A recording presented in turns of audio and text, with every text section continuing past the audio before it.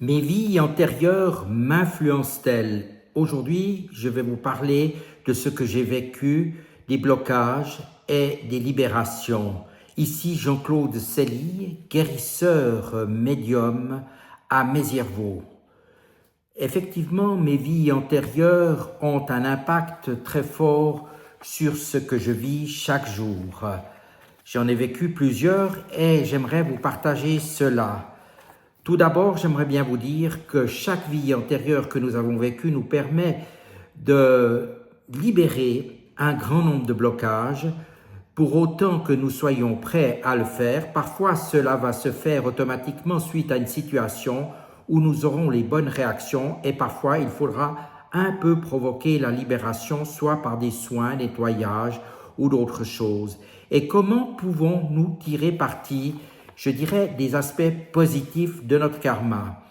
Et je vais vous expliquer un petit peu ce qui m'est arrivé et j'ai quelques vies passées, karmiques, qui me sont soit apparues par mes perceptions propres ou par la guidance d'autres médiums.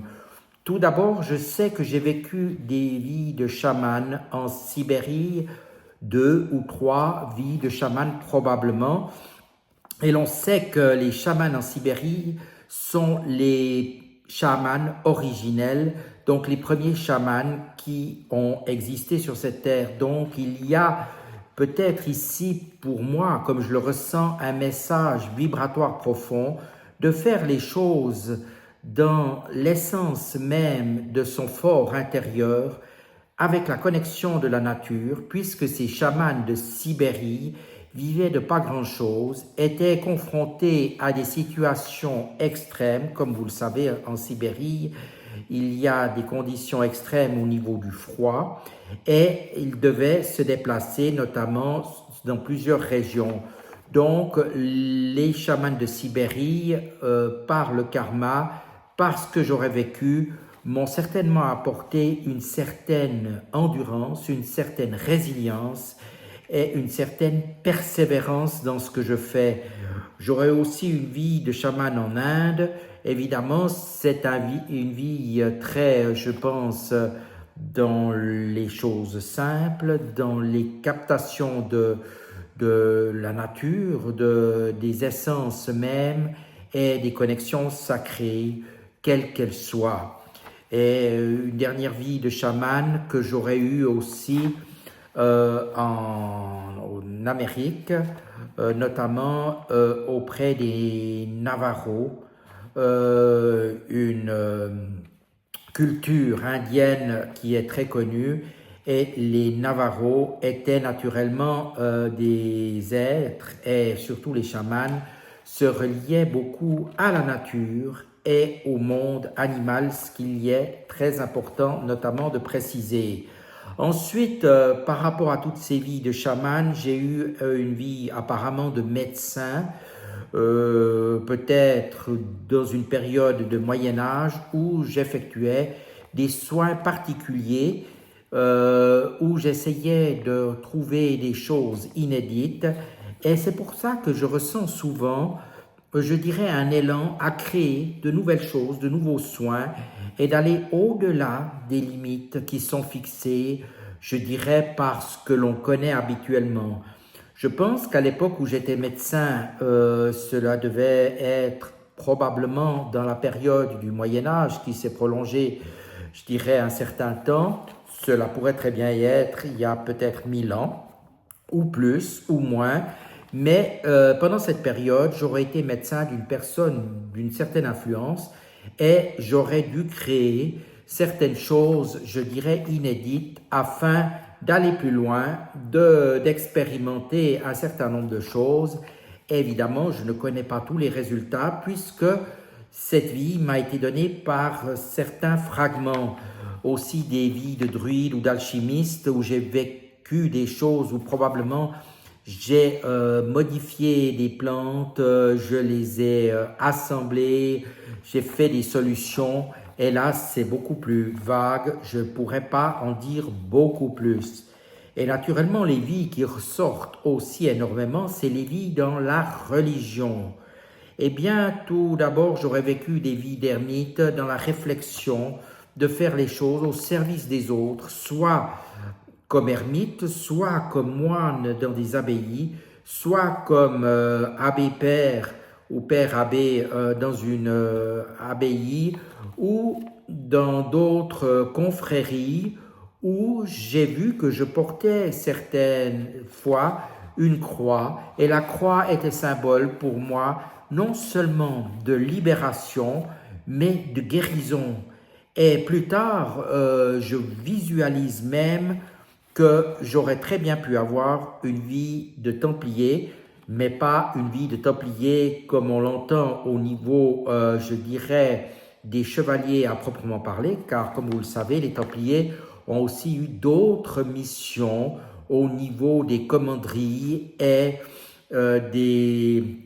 je dirais, des services qu'ils ont rendus d'une certaine manière à la population par des soins, par des prêts à des organismes, etc., ou à des personnes. Enfin, une vie templière dans le service à autrui. La religion a aussi une influence particulière dans mes vies passées, et je pense que cela explique aussi certaines choses dans le vécu que j'ai eu depuis ma naissance, d'être aligné et de voir les choses et de faire confiance beaucoup à ce que je ressens et de ne pas seulement compter sur les autres, c'est très important. Donc, lorsque l'on a eu des vies comme ça, eh bien, je pense que c'était un peu normal que je me mette au service des autres. D'ailleurs, je suis né le 13 juin, et le 13 juin, eh bien, je dois reconnaître que c'est le jour où l'on commémore Saint Antoine de Padoue, qui a créé de nombreux miracles, non seulement pour les personnes, les animaux, mais aussi pour les animaux et puis les enfants. Et il n'est pas seulement là pour les objets perdus, sachez-le bien. Donc, Saint Antoine de Padoue nous aide régulièrement.